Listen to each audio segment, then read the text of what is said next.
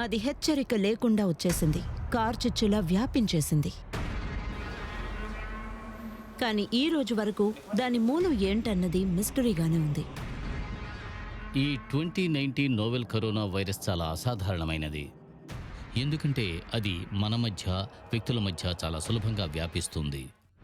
చైనాలోని హూబే ప్రావిన్స్ నగర ముఖ్య పట్టణం వుహాన్లో గత ఏడాది చివర్లో దీన్ని మొట్టమొదటిసారిగా కనిపెట్టినప్పటి నుండి ఈ వైరస్ 1200 మందిని పైగా పొట్టన పెట్టుకుంది. ప్రపంచవ్యాప్తంగా కనీసం 45,000 మంది ఈ ఇన్ఫెక్షన్ బారిన పడ్డారు. ఇన్ఫెక్షన్ సోకిన ఒక వ్యక్తి వల్ల మరో 3-4 వ్యక్తులకి ఈ ఇన్ఫెక్షన్ వ్యాపిస్తున్నట్టు కనిపిస్తోంది. ఈ సంఖ్య వేగంగా పెరుగుతోంది. దీనికి అంత ప్రభావం ఉంది. చైనీస్ న్యూ ఇయర్ మొదటి రోజున గందరగోళంగా ఉంది. చాలా మంది వచ్చారు. ఒక్క విషయానికే వాళ్ళంతా చాలా కంగారు పడుతున్నారు. వైరస్ వ్యాప్తికి అడ్డుకట్ట వేసే తీవ్ర ప్రయత్నంలో వుహాన్ ఇంకా ఇతర చుట్టుపక్కల పట్టణాల్ని ఇప్పుడు దిగ్బంధనంలో ఉంచారు. ఇక్కడ నివసించే 6 కోట్ల మందిని బాహ్య ప్రపంచంతో సంబంధాలు లేకుండా ఉంచారు. నేను బాగా భయపడ్డాను. దాంతో ఏడుస్తూ ఉన్నాను. ఆ అంటువ్యాధి చాలా తీవ్రమైందనుకుంటున్నాను. దాంతో వుహాన్ సిటీని మూసివేశారు. అసలు 2019 నోవెల్ కరోనా వైరస్ అంటే ఏంటి? ఈ ప్రబలమైన అంటువ్యాధి వ్యాప్తిని అరికట్టగలమా?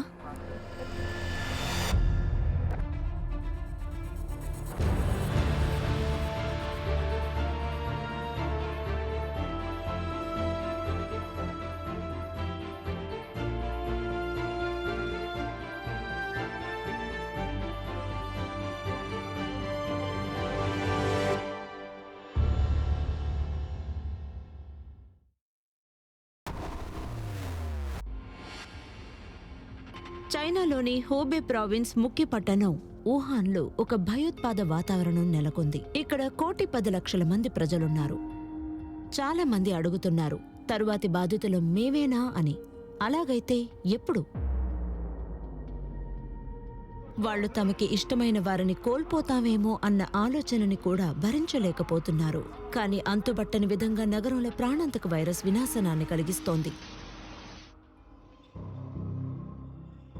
కేవలం 2 నెలల్లోనే ఈ కరోనా వైరస్ 1,200 మందిని పైగా పొట్టనబెట్టుకుంది.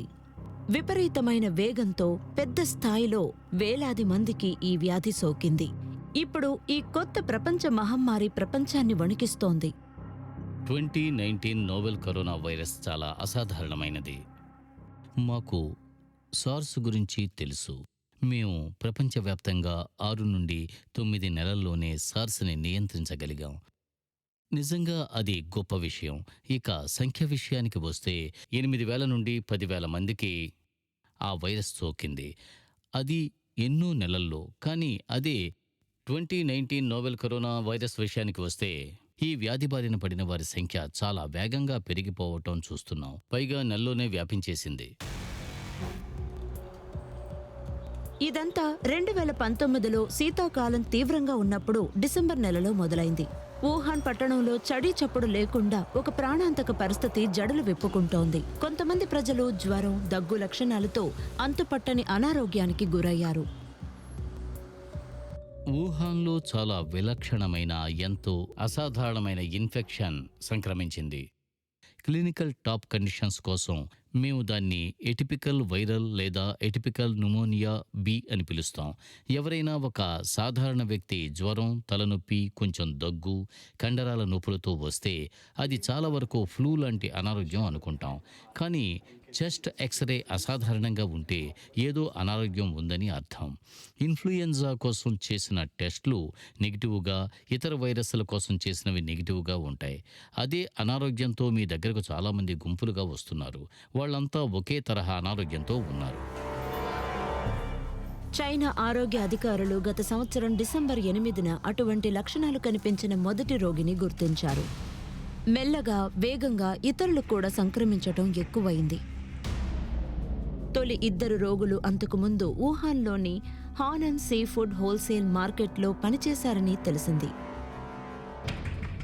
ఒకప్పుడు అతి మామూలు లక్షణాలు అనుకున్నవి తొలి బాధితుని ప్రాణాలు తీసేసరికి పరిస్థితి చాలా వేగంగా గడ్డుగా మారిపోవడం మొదలెట్టింది. జనవరి 9, 2020న గుర్తు తెలియని ఒక వైరస్ 61 సంవత్సరాల వృద్ధుణ్ణి చంపేసింది. అతను ఆ మార్కెట్కి ఎప్పుడు వచ్చే కస్టమర్ అని తెలిసింది. కొన్ని కేసుల్లో ప్రాథమిక పరిశోధన జరిపినప్పుడు వారిలో ఎక్కువ మందికి ఇది ఉందని తెలిసింది. వారిలో చాలామంది ఆ మార్కెట్కు వెళ్ళినట్టు తెలిసింది. నిజానికి ఆ మార్కెట్ వన్యప్రాణులను అమ్ముతూ ఉంటుంది. అయితే ఇటువంటి ఇన్ఫ్లమేషన్ రకాలతో అది వన్యప్రాణుల నుండి ఎలాగో వ్యాపించిందనిపిస్తోంది. బహుశా అంతర్జాతులు కావచ్చు, మనకి తెలీదు. ఎందుకంటే ఆ జంతువులన్నింటినీ ఒకే బోన్లో పెట్టేవారు. ఒక జాతి ప్రాణుల నుంచి ఇంకో జాతి ప్రాణులకు చేరి అక్కడి నుంచి ఏదో రకంగా జాతుల అవరోధాన్ని అధిగమించి మనుషులకి సోకడానికి అది అనువైన వాతావరణాన్ని కల్పించి ఉండవచ్చు. డిసెంబర్ 31న వుహాన్లో అంతుపట్టని వైరస్ వ్యాప్తి చెందుతోందని చైనా వరల్డ్ హెల్త్ ఆర్గనైజేషన్ని అప్రమత్తం చేసింది. జనవరి 29న WHO ఈ వ్యాప్తిని గ్లోబల్ ఎమర్జెన్సీగా ప్రకటించే సమయానికి ఈ వైరస్ చైనాలోని 31 ప్రావిన్సులకి పాకింది. అలాగే ఆసియాలోని 20 దేశాలకు పైగా యూరప్, నార్త్ అమెరికాలకు వ్యాపించింది. మీరు ఈ కథని చూసినప్పుడు మనకు తెలిసినట్టే అనిపిస్తుంది. నిజంగా అది అచ్చం అంతకుముందు 2003లో వచ్చిన సార్స్ లాగే అనిపిస్తుంది. వాస్తవం ఏమిటంటే కేసులు ఇంకా పెరుగుతూనే ఉన్నాయి. తర్వాత హఠాత్తుగా కేసులు వెల్లువెత్తాయి. 2019 నోవెల్ కరోనా వైరస్ వ్యాప్తి భయంకరంగా 2002లో వచ్చిన సార్స్ అంటువ్యాధిలాగే ఉంది. అప్పట్లో సార్స్ ఆ ప్రాంతాన్ని చుట్టబెట్టింది. దాదాపు 8,000 మందికి సోకగా 774 మంది మరణించారు. మొదట దీన్ని గుర్తించినప్పుడు 2002లో వచ్చిన ప్రాణాంతక సార్స్ వైరస్ అంటే సివియర్ అక్యూట్ రెస్పిరేటరీ సిండ్రోమ్ కాదని చైనీస్ ఆరోగ్య అధికారులు ఖండించారు. తరువాతి పరిశోధనల్లో ఈ తాజా అంటువ్యాధి కరోనా వైరస్ వల్ల అని తేలింది. ఇది జన్యుపరంగా 76% సార్స్ వైరస్ లాగే ఉంది. తేడా ఏమిటంటే సార్స్తో పోలిస్తే ఇది తక్కువ ప్రాణాంతకం, కానీ మరింత ఎక్కువగా వ్యాపిస్తుంది. దీనికి గురైన ప్రతి ఒక్క వ్యక్తి వల్ల ఇంకో 3 లేదా 4 ఇతర వ్యక్తులు కూడా దీని బారిన పడే అవకాశం ఉంది. కాబట్టి మీరు 6,000 మందిని తీసుకుంటే అక్కడున్న వారిలో కనీసం 20 లేదా 30,000 మంది దీని బారిన పడవచ్చు. ఇవన్నీ కూడా తక్కువ అంచనాలు మాత్రమే, ఎందుకంటే అక్కడ సంఖ్యలు అనుకున్న దానికంటే మరింత ఎక్కువ ఉండొచ్చు. ఈ 2019 నోవెల్ కరోనా వైరస్ చాలా అసాధారణమైనది. ఎందుకంటే అది మనిద్దరి మధ్య, వ్యక్తుల మధ్య చాలా సులభంగా వ్యాపించేలా ఉంది. సార్స్లా కాకుండా ఊరికే అలా దగ్గరకు వచ్చినా లేదా మాట్లాడినా ఆ ఇన్ఫెక్షన్ స్ప్రెడ్ అవ్వచ్చు. ప్రారంభ అధ్యయనాలు ఈ వైరస్ ఇంక్యుబేషన్ పీరియడ్ అంటే అది సోకినప్పటి నుండి సంకేతాలు, లక్షణాలు చూపించటం మొదలుపెట్టే వరకు దాదాపు 5 నుండి 7 రోజులు పడుతుంది. వ్యాధి లక్షణాలు పొడసూపనప్పటికీ ఈ వైరస్ సోకిన రోగులు లేదా దాని వాహకులు దాంతో ఇతరులని ఇన్ఫెక్ట్ చేస్తున్నట్టు కనిపిస్తోంది. అంటే అప్పటికి వాళ్ళకి ఇంకా ఆ అనారోగ్యపు లక్షణాలు బయటపడలేదని అర్థం. అక్కడ ఈ లక్షణాలు లేని ఇన్ఫెక్షన్ ఉంది, మైల్డ్ ఇన్ఫెక్షన్స్ ఉన్నాయి. ఇప్పుడు మనం ఇన్క్యుబేషన్ పీరియడ్లో కూడా వాళ్ళ వల్ల ఇతరులకు సోకిన కేసుల గురించి వింటున్నాం. సార్స్ విషయంలో ఇది భిన్నంగా ఉన్నట్టుంది. ఇది తక్కువ ఇన్ఫెక్షన్ రేట్ ఉన్నట్లుగా ఉంది. Infectious disease specialist doctor Leung హోనామ్కి ప్రాణాంతక వైరస్ గురించి బాగా తెలుసు. ఆఖరికి ఆయన కూడా ఒక మాజీ సార్స్ పేషెంటే. హాంకాంగ్ నుంచి సింగపూర్కి విమానంలో వచ్చిన ఫీమేల్ పేషెంట్కి ట్రీట్మెంట్ ఇస్తున్నప్పుడు 2003లో ఈయనకి ఆ వైరస్ సోకింది. సార్స్ ఇన్ఫెక్షన్ పేషెంట్స్ మొదటి 7 రోజుల తర్వాత అనారోగ్యంలో 2వ భాగంలో బాగా కోలుకున్నారు. మరో మాటలో చెప్పాలంటే, నేను అనారోగ్యం బారిన పడితే నన్ను నేను మొదటి 7 రోజులు నిర్బంధించుకోగలిగితే మరో వ్యక్తికి ఆ వైరస్ వ్యాపించకుండా నేను చక్కగా నివారించగలను. కానీ 2019 నోవెల్ కరోనా వైరస్ చాలా భిన్నమైనది. లక్షణాలు కనిపించకుండా వైరస్ ఉన్న వారిని కూడా మీరు చూడొచ్చు. లక్షణాలు లేని వ్యక్తులు, ఈ లక్షణాలు ఉన్న వ్యక్తుల వల్ల కూడా ఒకరి నుంచి మరొకరికి ఈ వైరస్ సోకుతుందని చైనా ఆరోగ్య మంత్రిత్వ శాఖ తెలియజేసింది. లక్షణాలు కనిపించటానికి ముందు 7 రోజుల పాటు మనం వెయిట్ చేయవలసిన అవసరం లేదు. అనారోగ్యం బారిన పడటానికి ముందే వ్యాధి వ్యాపించవచ్చు. దీనివల్ల వైరస్ చాలా త్వరగా భారీ జనసమూహ ప్రాంతాల్లో చాలా మందిలో వ్యాపించడానికి వీలవుతుంది. కాబట్టి ఈ ఇన్ఫెక్షన్ ఇంతకుముందు ఎన్నడూ లేని స్థాయిలో వ్యాపించడం చూస్తున్నాం.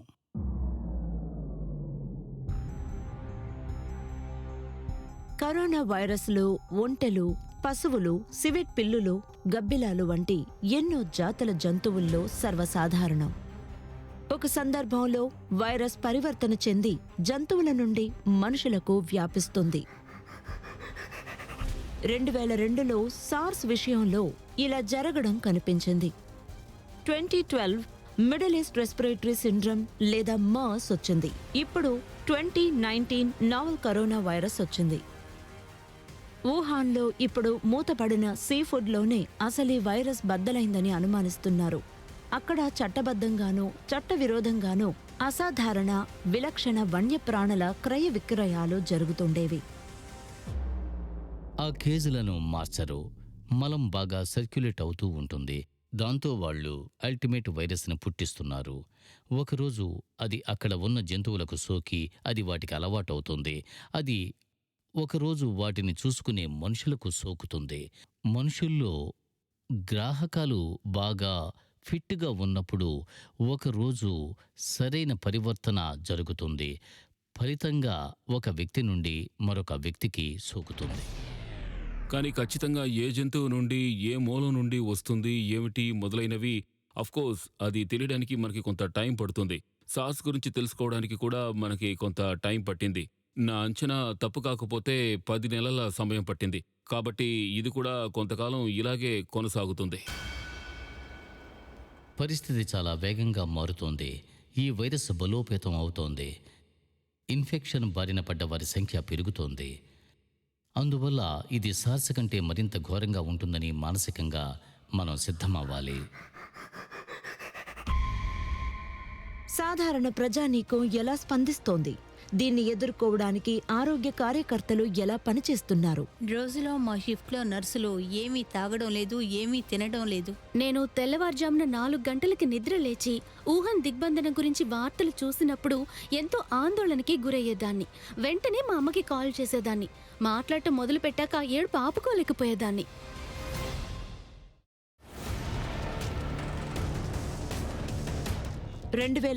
జనవరి మధ్యలో చైనాలో నావెల్ కరోనా వైరస్ బారిన పడిన బాధితుల సంఖ్య పెరగడం మొదలైంది.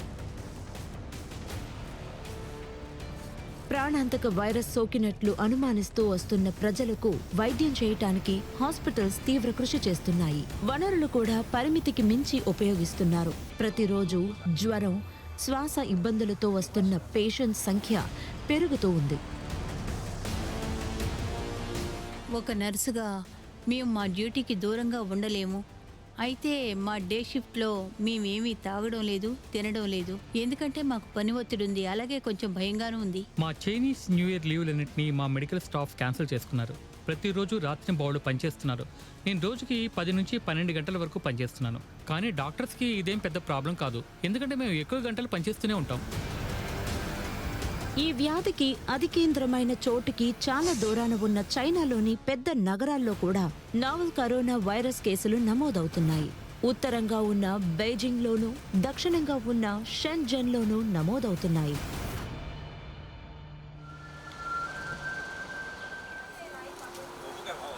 జో చెచ్యుయాంగ్ షెన్జెన్లో పీడియాట్రిక్ వార్డులో ఒక సీనియర్ నర్స్. ఈ పెద్ద అంటువ్యాధి గురించి ఆమె మొదట అప్రమత్తమైనప్పుడు ఆమె వెంటనే అంటువ్యాధుల విభాగంలో వాలంటీర్గా ఉండేందుకు సంతకం చేశారు. అంటువ్యాధులతో వ్యవహరించేందుకు ఆమె ట్రైనింగ్ తీసుకోకపోయినప్పటికీ ఆమె ముందడుగు వేసింది. వైద్యం కోసం పెద్ద సంఖ్యలో వెల్లువెత్తుతున్న ప్రజల సేవలో ఉక్కిరిబిక్కిరవుతున్న తన సహోద్యోగులకి సహాయం చేయడం తన విధి అని ఆవిడ భావించింది. ఎందుకంటే ఫీవర్ క్లినిక్లో 3 నర్సులున్నారు. అదే హాస్పిటల్లో ఉన్న ఇతర నర్సుల సహకారం ఆ 3 నర్సులకు చాలా అవసరమైంది. చైనీస్ న్యూ ఇయర్ హాలిడేస్కి కొన్ని రోజుల ముందే ఆమెకు వైరస్ ప్రబలుతున్న విషయం తెలిసింది. ఆ హాస్పిటల్ స్టాఫ్లో చాలా మంది అప్పటికే సెలవుల్లో ఉన్నారు. దానితో అప్పటికే వేగంగా క్షీణిస్తున్న పరిస్థితుల్లో గందరగోళం మొదలవ్వడానికి ముందే వైద్య సిబ్బందికి కొరత ఏర్పడింది. లూనార్ న్యూ ఇయర్ మొదటి రోజున గందరగోళంగా ఉంది. ఎందుకంటే చాలా మంది వచ్చారు. మాకు ఆందోళన కలిగింది. ఆ రోజు నేను ఉదయం 8 గంటల నుండి సాయంత్రం 4 గంటల వరకు డ్యూటీలో ఉన్నాను. 100 మందికి పైగా వచ్చారు. వాళ్ళందరికీ మెడికల్ అటెన్షన్ అవసరం లేదు. వాళ్ళలో 80 మంది డాక్టర్ని కలవడానికి వచ్చారు. కానీ 100 మందికి పైగా వచ్చారు. ఎందుకని వాళ్ళలో కొంతమంది డాక్టర్ని కలవలేదు? ఎందుకంటే వాళ్ళలో ఎటువంటి లక్షణాలు లేవు, అంటువ్యాధి చరిత్ర లేదు. అయినా కూడా వాళ్ళొచ్చారు. చాలామంది భయంతో వచ్చారు. పబ్లిక్ బస్సెస్ లేదా ట్రైన్స్లో ఇన్ఫెక్షన్ బారిన పడతామేమోనని కంగారు పడ్డారు. అందుకే వాళ్ళు ముందుగా వచ్చి పరీక్షించమని కోరారు. హాస్పిటల్లోని వనరులు ఎక్కువే ఉన్నాయి. చైనాలో హాస్పిటల్స్లో ఏం జరుగుతోంది అన్న దాని గురించి మేము సోషల్ మీడియాలో ఎన్నో వీడియోస్ పెట్టాం. ఒక హెల్త్ కేర్ వర్కర్గా నేను చైనాలోని హెల్త్ కేర్ వర్కర్ కోసం ప్రార్థిస్తున్నాను. ఎందుకంటే వాళ్ళు కష్టకాలంలో ఉన్నారు. వాళ్ళ మొహంలో అలసట, బడలిక కనిపిస్తున్నాయి. తర్వాత రోజు కూడా ఇలాగే ముందుకెళ్లడానికి కుదరకపోవచ్చు. జియోకి కొన్ని భావోద్వేగపు క్షణాలు కూడా ఉన్నాయి. ఒక సందర్భంలో ఆమె వైరస్ సోకిన ఒక పాపని ఆమె తల్లిదండ్రుల నుండి వేరు చేయాల్సి వచ్చింది. కానీ వారికి రక్షణ కోసమే ఆమె కఠినంగా ప్రవర్తించాల్సి వచ్చింది. ఒక పాప ఉంది. ఆమె తల్లిదండ్రులు వుహాన్ నుండి వచ్చారు. తల్లిదండ్రులకు ఎటువంటి లక్షణాలు లేవు. కానీ పాప జ్వరంతో వచ్చింది. ఆ పాపకి జ్వరం వచ్చిన తర్వాత పరిస్థితి చాలా గడ్డుగా మారింది. మేము ఆ పాప పేరెంట్స్ని వార్డులో ఉండొద్దని చెప్పాం. దాంతో ఆ పాపని చూసుకోవడానికి వాళ్ళ అమ్మమ్మ మాత్రమే వచ్చింది. ఆ తల్లిదండ్రులు దిగులు పడ్డారు. పరిస్థితి చాలా టఫ్గా ఉంది. వాళ్ళని వేరు చేయడం బాధాకరమే. కానీ వాళ్ళ సేఫ్టీ కోసం అలా చెయ్యాల్సొచ్చింది. వేరే దారి లేదు. ఎందుకంటే ఆ పాప తల్లిదండ్రుల ఆరోగ్యం కూడా ముఖ్యమే కదా. వ్యాపిస్తున్న వైరస్తో పోరాడుతున్న అధికారులకు జనవరి 20 ఒక కీలకమైన మలుపుగా మారింది. మొదటిసారి వైరస్ ఉనికి బయటపడిన కొన్ని వారాల తర్వాత చైనీస్ అధికారులు జంతువుల రోగవాహకానికి పరిమితం అయ్యిందని నొక్కి చెప్పారు. ఏదైతేనే ఆ రోజు చైనాలో ప్రముఖ గౌరవనీయ అంటువ్యాధి నిపుణులు డాక్టర్ జాంగ్ నాన్షాన్ ఒక బాంబు వేశారు. ఒక టీవీ ఇంటర్వ్యూలో ప్రాణాంతక కరోనా వైరస్ మనిషి నుండి మనిషికి సంక్రమిస్తుందని నిర్ధారించారు. చైనా ఆ మహమ్మారిని ఎదుర్కొనే విధానాన్ని అది నాటకీయంగా మార్చేసింది. మున్నెన్నడూ జరగనట్టుగా సాహసోపేతంగా నిర్ణయం తీసుకుని 1,10,00,000 మంది జనాభా కలిగిన వుహాన్ నగరాన్ని చైనా నిర్బంధంలో ఉంచింది. నగరానికి వెళ్లే దారులన్నిటినీ మూసివేసింది. ప్రజా రవాణాని నిలిపివేసింది. ఈ దిగ్బంధనం 6 కోట్ల జనాభా కలిగిన పెద్ద హూబే ప్రావిన్స్ వరకు విస్తరించింది. చైనీస్ గవర్నమెంట్ కనీసం ఆ ప్రావిన్స్కి రావటాన్ని పరిమితం చేస్తుంది. బయట నుంచి రాకపోకలు నిషేధించింది. చైనా తనని నిర్బంధించుకుంది. కనీసం ప్రజలను రావటాన్ని ఆపచనుకుంది.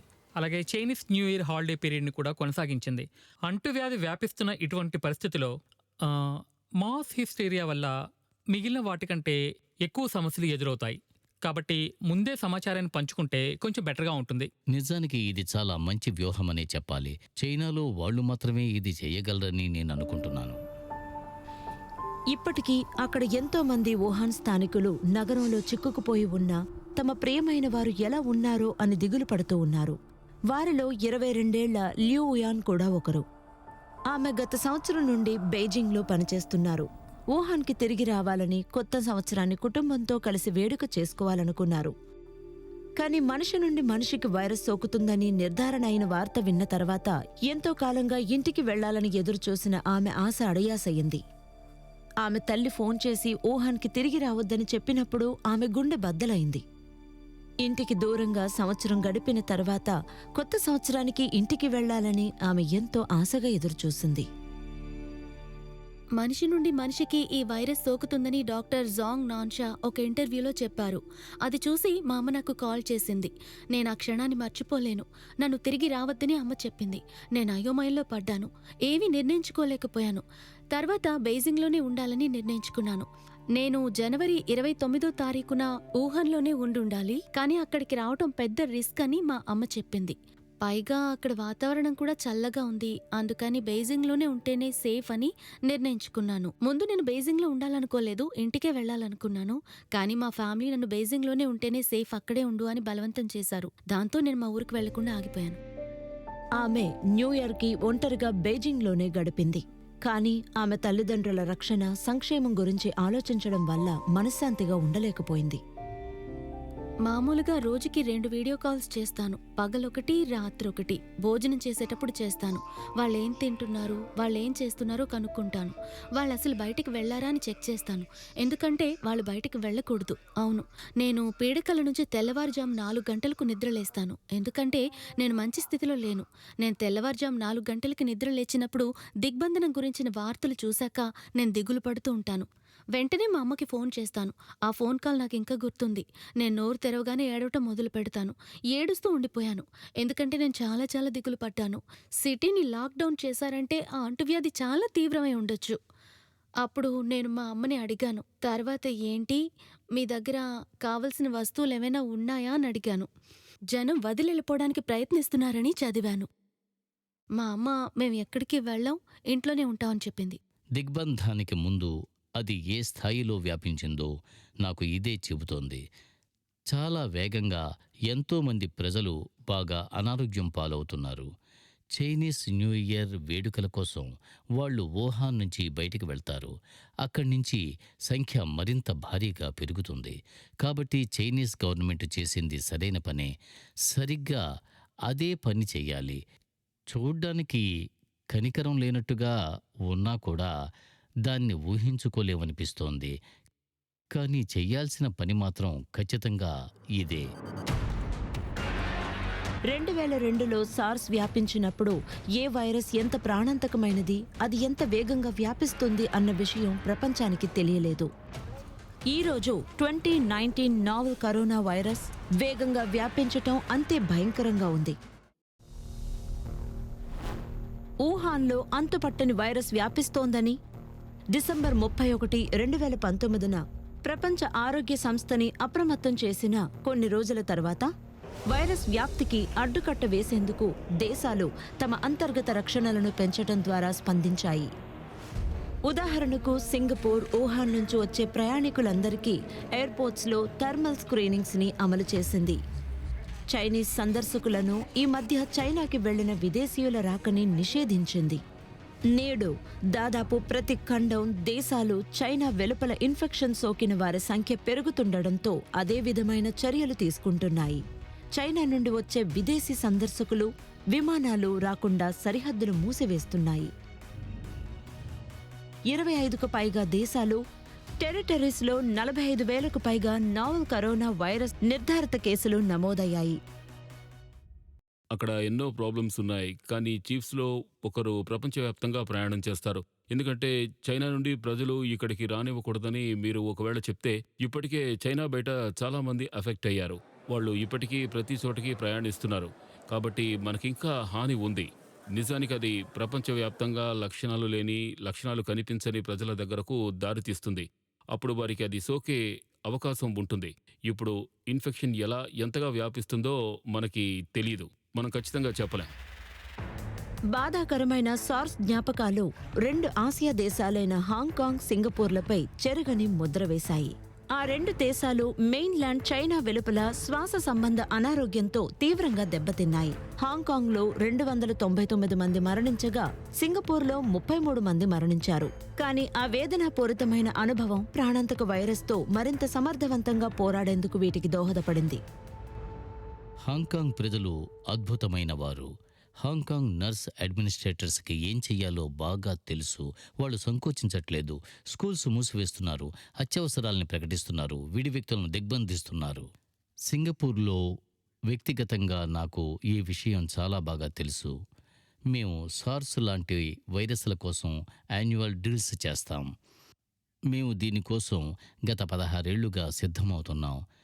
చెప్పింది చాలు. మేము 2019 నోవెల్ కరోనా వైరస్ని ఎదుర్కోవటానికి సిద్ధంగా ఉన్నాం.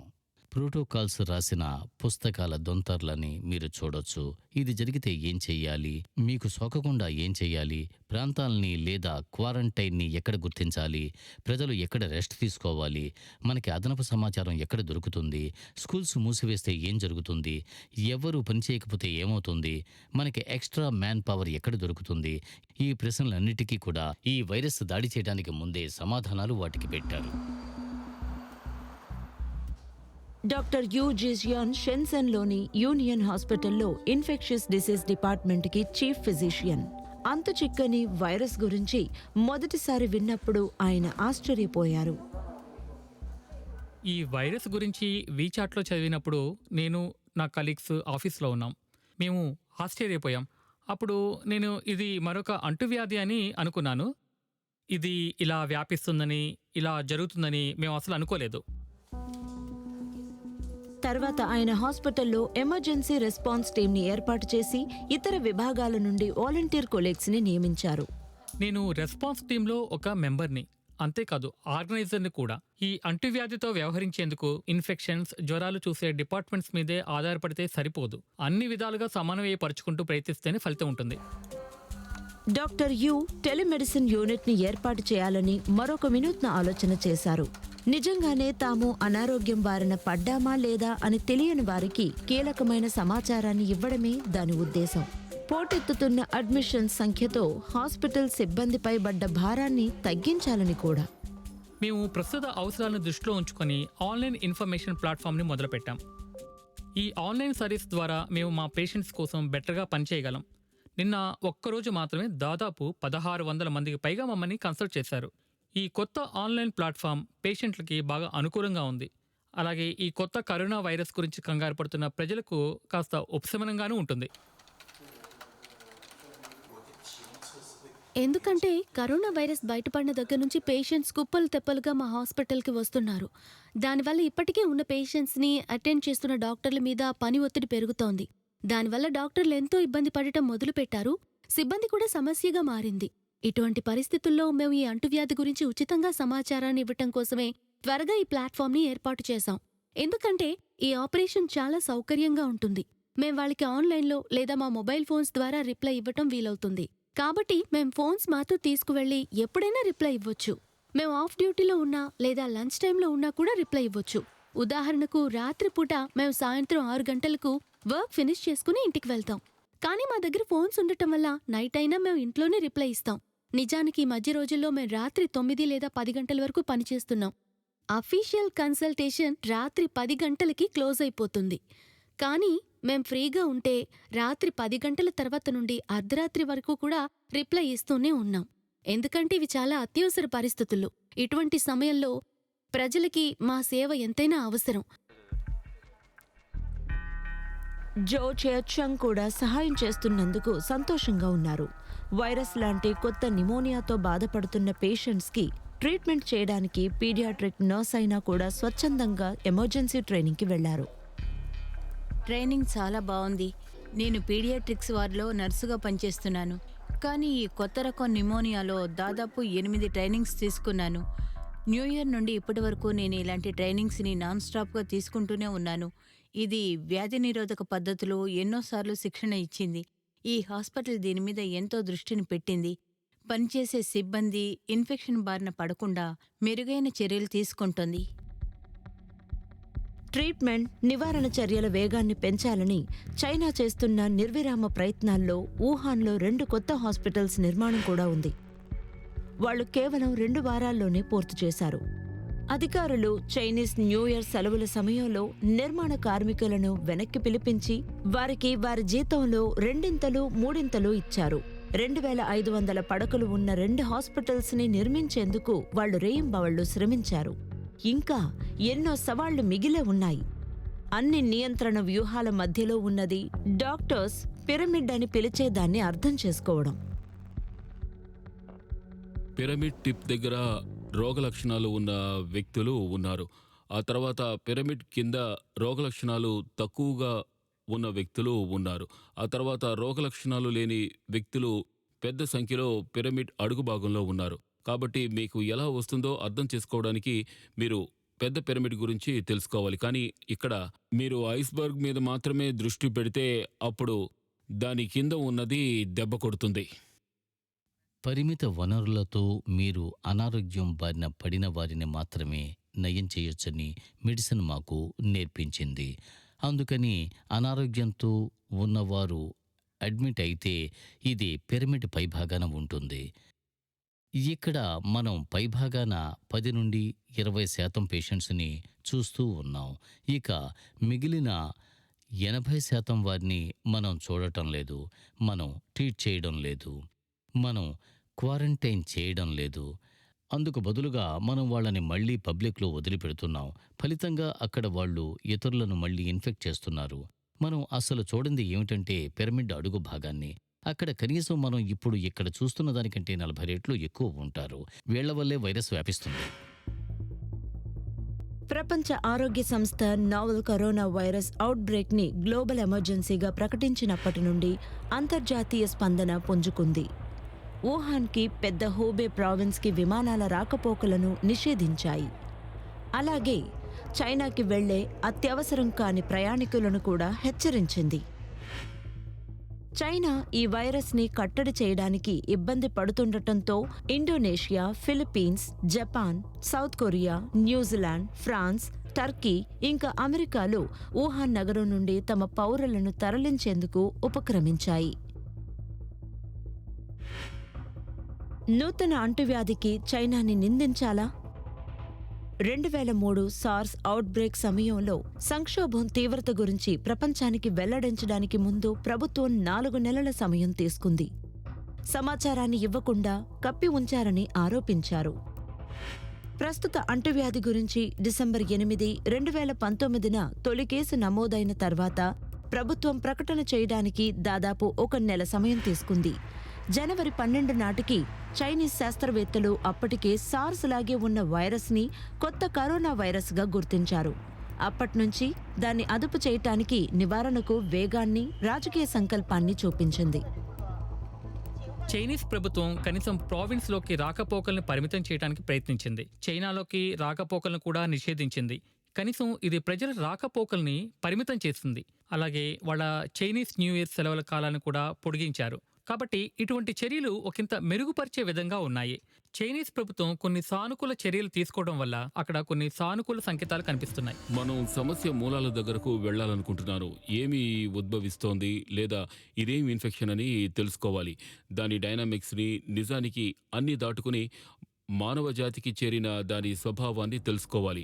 మనం సరిగ్గా ఎక్కడ పొరపడ్డాం, మనం ఎందుకు ఈ వన్యప్రాణులను, మనుషులను ఒకరికొకరు సన్నిహితంగా ఉంచే సమస్యను అనుమతించాం, మనం దాన్ని వదిలేయాలి.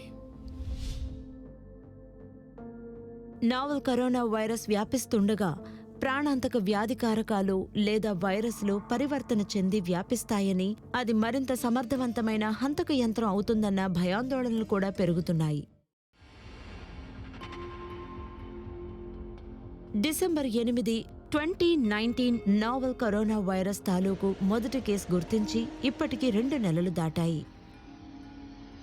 ఎప్పుడూ సందడిగా ఉండే చైనీస్ నగరాల వీధుల్లో భయంకరమైన నిశ్శబ్దం, నిర్మానుష్యత్వం తాండవిస్తోంది.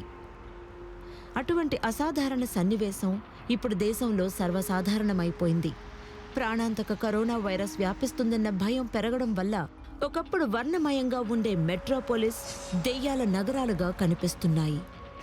చాలా మంది ప్రజలు ఇళ్లలోనే ఉంటున్నారు. తమని తాము ఏకాంతంగా ఉంచుకుంటున్నారు. ఎన్నో పబ్లిక్ పార్కుల్ని, అట్రాక్షన్స్ ని మూసేశారు. నేనెప్పుడు ఇంట్లోనే ఉంటున్నాను, అస్సలు బయటకు వెళ్ళట్లేదు. లియో స్పందన చాలా మంది చైనీయులకి టిపికల్గా ఉన్నది. వైరస్ బారిన పడతామేమో అన్న భయంతో చాలా మంది ప్రజలు రద్దీ ప్రాంతాలకి వెళ్లకుండా లేదా అవుట్డోర్ యాక్టివిటీస్లో కలవకుండా ఆపుతోంది. నిజం చెప్పాలంటే నేను పెద్దగా బయటకు వెళ్ళట్లేదు. అందువల్ల నాకు అసలు దాని గురించి అనుభవంలోకి రాలేదు. నేను మా అమ్మకి కాల్ చేసినప్పుడు బెయిజింగ్లో వుహాన్ మాండలికంలో ఎవరితోనూ మాట్లాడుకో అని చెప్పారు. అంతేకాదు దారిలో నిన్ను దాటి నడిచి వెళ్లేవాళ్లు నిన్ను అవాయిడ్ చేయొచ్చు అని కూడా చెప్పారు. ఏమైతేనే ఆమె తన తల్లిదండ్రులు, స్నేహితులు ఉన్న పరిస్థితి గురించి ఎక్కువ ఆందోళన చెందుతోంది. అన్ని భరోసాలు ఉన్నప్పటికీ దుర్మార్గపు వైరస్ నుండి తమని తాము కాపాడుకోవడానికి తాము చేయాల్సింది ఇంకా ఎంతో ఉందని తెలుసు. అది సోకితే ఎప్పుడు సోకుతుందో వారికి తెలియదు. తల్లిదండ్రులు వాళ్ళు ఖచ్చితంగా ఆందోళన పడుతున్నారని నాకు తెలుసు, కానీ వాళ్ళ ఆ విషయాన్ని నాకు అంతగా చెప్పడం లేదు. ఆందోళన కలిగించే వార్తలు, సమాచారం నాకు ఫ్రెండ్స్ నుంచి తెలుస్తున్నాయి. వాళ్ళలో కొంతమంది అప్పుడే పని మొదలుపెట్టుండొచ్చు, లేదా తొందరగా ఇంటికి వెళ్ళుండొచ్చు. అయితే వాళ్ళంతా ఇంకా వుహాన్లోనే ఉన్నారు, లేదా వాళ్ళింకా వుహాన్లో చదువుకుంటానో లేదా పనిచేస్తూనో ఉండొచ్చు. కాబట్టి మా కమ్యూనికేషన్ బాగా డైరెక్ట్గా, రియలిస్టిక్గా ఉండొచ్చు. వాళ్ళు ఎలా ఫీల్ అవుతున్నారో నాకు చెప్తారు. చాలా నర్వస్గా, ఆందోళనగా ఉందని చెప్తారు. వాళ్ళకి టాక్సీ దొరక్కపోవచ్చు. కానీ మా తల్లిదండ్రులు వాళ్ళు ఎప్పుడూ అంతా బావుంది, చాలా సేఫ్గా ఉంది, కాబట్టి నువ్వేమాత్రం దిగులు పడకు అని చెప్తూ ఉండేవారు. వాస్తవానికి వుహాన్ ప్రజలు భయం, ఆందోళన గుప్పెట్లోనే ఉన్నారు. వైరస్ని అదుపు చేయటానికి అధికారులు ముమ్మరంగా ప్రయత్నాలు చేస్తున్నప్పటికీ మరణాల సంఖ్య తగ్గుముఖం పట్టిన సూచనలు కనిపించడం లేదు. ఈలోగా శాస్త్రవేత్తల బృందం ఈ వైరస్ వ్యాప్తికి అడ్డుకట్ట వేసి నిరోధించే పోరాటంలో సహాయపడే విధంగా వ్యాక్సిన్ని కనిపెట్టేందుకు కాలంతో పోటీ పడుతూ ప్రయత్నిస్తున్నారు. త్వరలోనే సమర్థవంతమైన వ్యాక్సిన్ని కనిపెట్టే అవకాశాలున్నాయా? ప్రస్తుత నోవెల్ కరోనా వైరస్ గురించి ఉన్న మంచి విషయం ఏమిటి అంటే, మనకి అందుబాటులో ఉన్న సార్స్ కరోనా వైరస్ వ్యాక్సిన్ నాలెడ్జ్ని ఉపయోగించుకోవచ్చు. అవే సూత్రాలను 2019 నోవెల్ కరోనా వైరస్కి కూడా వర్తింపచేయవచ్చు. నిజానికి ఇప్పుడు మనం ఏం చేయాలంటే దాన్ని డిజైన్ చేయాలి. సాపేక్షంగా డిజైన్ చేయటం, దాన్ని పెంచటం సులభం. అది పెరిగేటప్పుడు వ్యాక్సిన్ ఖచ్చితంగా ఏం చేస్తుందని అది చూపిస్తుంది. ఆ ప్రోటోటైప్ని తరువాత పెద్ద పరిమాణాల్లో తయారు చేయాలి. అప్పుడే దాన్ని భారీ సంఖ్యలో ప్రజలకు ఇవ్వగలం. కానీ దుర్వార్త ఏమిటంటే, నిపుణుల చెప్పేదాని ప్రకారం నోవెల్ కరోనా వైరస్కి వ్యాక్సిన్ని అభివృద్ధి చేసి తయారు చేయటానికి నెలలు పడుతుంది. అంటువ్యాధికి సరైన సమయంలో స్పందించేలా ఉపయోగించటానికి వ్యాక్సిన్ని సిద్ధం చేయటానికి ముందు దానికి ఎన్నో క్లినికల్ ట్రయల్స్ చేయాలి. అందుకు ఎలా చూసినా 9 నుండి 12 నెలలు పడతాయి. ఒకవేళ వ్యాక్సిన్ ఇప్పుడు అందుబాటులో ఉన్నా కూడా ఈ భిన్నమైన సమయంలో భారీ పరిమాణంలో దాన్ని తయారు చేయడానికి ఎన్నో నెలలు పడతాయి. ఇప్పుడు నేను చెప్పేది చైనాలో ఉన్న ఎన్నో కోట్ల మంది గురించి, ఆసియాలోని ప్రజల గురించి, మిగిలిన ప్రపంచం గురించి. ఇందుకు చాలా టైం పడుతుంది. ఈలోగా సమర్థవంతమైన, సులభంగా దొరికే వ్యాక్సిన్ కొరత ఉండటంతో తక్షణ నిరోధక చర్యలను వేగంగా అమలు చేయాల్సి ఉంటుంది. ఆరోగ్య సంక్షోభం ముగిసే వరకు ప్రజాదరణ ఉన్న వన్యప్రాణుల వ్యాపారాన్ని చైనా నిషేధించింది. దాన్ని శాశ్వతంగా నిషేధించాలని అంతర్జాతీయ శాస్త్రవేత్తల బృందాలు చెప్పడం కూడా ఎక్కువవుతోంది. సార్స్ తర్వాత జరిగిన దానికి కొంత కొనసాగింపు అనుకుంటాను. ఎందుకంటే వన్యప్రాణుల వర్తకాన్ని చూస్తే అప్పట్లో ఎక్కువ విషయాలు చేస్తే, అంటే 15-17 సంవత్సరాల క్రితం ఏదైతేనే మనం కాలాన్ని వెనక్కి తిప్పలేం. మనుషులు, ఈ జంతువులు మనం పక్కపక్కనే జీవించాల్సిన వాళ్ళం కాదు. ఇటువంటి వైరస్లు జంతువుల్లో ఉన్నాయి. మీరు మనిషి పరిస్థితిని, వన్యప్రాణులను కలిపి ఉంచండి. ప్రొట్రాక్టెడ్ పీరియడ్ టైంకి ఇటువంటి పరిస్థితుల్లో ఈ విషయాలు జరుగుతాయి. మీకు తెలుసు అనుకుంటాను, మనం కేవలం విధిని ప్రోత్సహిస్తున్నామంతే. మనం ఎగిరేవి, ఈదేవి లేదా పాకేవి దేన్నైనా తినటానికి అలవాటు పడ్డాం. మనం ఈ జంతువులను మన డిన్నర్ టేబుల్కి తీసుకొచ్చినప్పుడు వాటితో పాటు వైరస్లను కూడా తీసుకొస్తున్నామని అర్థం. బహుశా డిన్నర్గా మీరు దాన్ని చూడాల్సిన పని లేదు, ఎందుకంటే అవి కుకింగ్లో నాశనం అయిపోతాయి. కానీ సిద్ధం చేసే షెఫ్, జంతువులను పట్టుకునేవారు, మార్కెట్ ఈ జంతువులన్నీ నిస్సందేహంగా వైరస్ తాకిడికి గురవుతాయి. 2003లో సార్స్ విషయంలో మనం అది చూసాం. 2003లో జంతువులను అమ్మేవారు సార్స్ లాంటి దానికి గురయ్యారని అర్థం చేసుకున్నారు. అసలైనది రావటానికి ముందు అది సార్స్ లాంటి రకం. అప్పటికే సార్స్కి వాళ్ళల్లో ఇమ్యూనిటీ డెవలప్ అయ్యింది. దీన్ని ఒక విధంగా ఎదుర్కోవడానికి చైనీస్ గవర్నమెంట్ ఒక మార్గం చేసింది. అరుదైన జంతువులను తినడాన్ని ఆపేయాలి. బహుశా మనం ఏం తింటున్నాం అని ఒకసారి ఆలోచించుకుంటే మంచిది. కానీ వైరస్ని అదుపు చేయటానికి పోరాటం చేస్తుండగా ఇంకా సమాధానం తెలుసుకోవాల్సిన ఎన్నో అంతుబట్టని ప్రశ్నలు అలాగే మిగిలి ఉన్నాయి. ఉదాహరణకు, ఈ వైరస్ ఎంత ప్రాణాంతకమైనది? అసలు ఇది ఎక్కడి నుంచి వచ్చింది? అది ఎంత ఇన్ఫెక్షియస్? చైనాలో ఇప్పుడు భయంకరమైన వేగంతో వ్యాపిస్తున్న కరోనా వైరస్ ప్రపంచవ్యాప్త అంటువ్యాధి అవుతుందా? వాస్తవానికి ఈ వైరస్ ఇప్పటి వరకు 1200 మందిని పొట్టన పెట్టుకుంది. అది కొద్ది కాలంలో మరణాల సంఖ్య, నిర్ధారణ అవుతున్న కేసుల సంఖ్య 2 సార్స్ని మించిపోయాయి. కానీ ఈ దారుణ పరిస్థితి త్వరలో సమసిపోతుందన్న ఆశ ఉంది. అయితే ఎలా, ఎప్పుడు జరుగుతుందన్నదే ప్రశ్న. నోవెల్ కరోనా వైరస్కి వ్యతిరేకంగా చేస్తున్న యుద్ధంలో ప్రస్తుతం ముందు వరుసలో ఉన్న వారికి అంటువ్యాధుల స్థాయిని బట్టి చూస్తే అంతకుముందు ఊహించిన దానికంటే మరింత ఎక్కువ రిస్క్ ఉంది. అయినా జో లాంటి నర్సులు చైనా త్వరలోనే కోలుకుంటుందని, ఈ పోరాటంలో గెలుస్తుందని నమ్మకంతో ఉన్నారు. త్వరలో లేదా తర్వాతైనా. నేనెంతో నమ్మకంతో ఉన్నాను, ఎందుకంటే నివారణ చర్యలను ఎంతో అద్భుతంగా చేపడుతున్నాము. ప్రస్తుతం ప్రతి ఒక్కరూ బహిరంగ ప్రదేశాల్లో మాస్క్ వేసుకునే తిరుగుతున్నారు.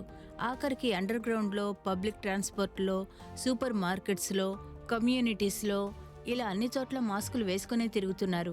ఇది వైరస్ వ్యాపించకుండా నిరోధిస్తుంది. ఇది సమర్థవంతమైందిగా భావిస్తున్నాను. చాలామంది ప్రజలు ఇళ్లలోనే ఉండిపోతున్నారు. స్వయంగా వాళ్లే ఏకాంతంగా ఉంటున్నారు. ఎన్నో పబ్లిక్ పార్కులను, అట్రాక్షన్స్ని మూసివేశారు. ఈ పాయింట్ ఆఫ్ వ్యూ నుండి నేను ఎంతో నమ్మకంగా ఉన్నాను. వుహాన్కి చెందినదానిగా మేం బాగానే చేశామనుకుంటున్నాను. నగరాన్ని క్వారంటైన్ చేయటంలో మేం దృఢ సంకల్పం చూపించాం. ఇతర నగరాలు, హెనన్లో నేను అర్థం చేసుకున్నాను. వాళ్ళు అంటువ్యాధిని నియంత్రించటంలో సమర్థవంతమైన స్పందన చూపించారు. అందుకని ప్రభుత్వం బాగా స్పందిస్తుందని నేను భావిస్తున్నాను. అంతేకాదు, మేము దీన్ని ఖచ్చితంగా జయిస్తామని ఎంతో నమ్మకంగా, గట్టిగా అనుకుంటున్నాను. సుదీర్ఘకాలంలో అలజడి ఉపశమించినప్పుడు ఎంతో ఆత్మశోధన జరుగుతుంది. ఎంతకాలం వరకు మనుషులు జంతువులతో అతి దగ్గరగా మసులుతుంటారో అప్పటి వరకు ఈ అంటువ్యాధులు ప్రబలే అవకాశం ఉంటుంది.